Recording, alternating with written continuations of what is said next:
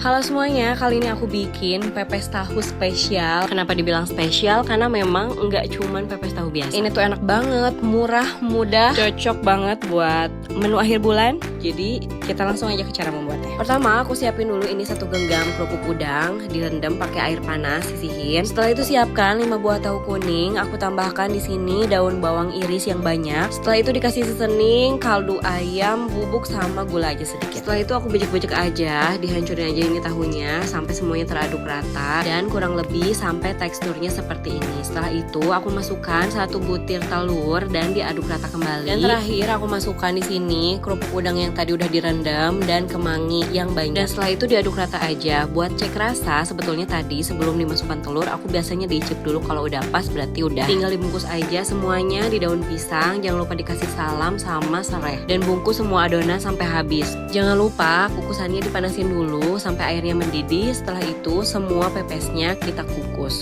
Kita kukus 15-20 menit atau sampai matang aja. Oh ini mau wanginya, aduh wangi banget. Dan ini udah jadi. Enak banget pokoknya, jadi silahkan dicoba ya.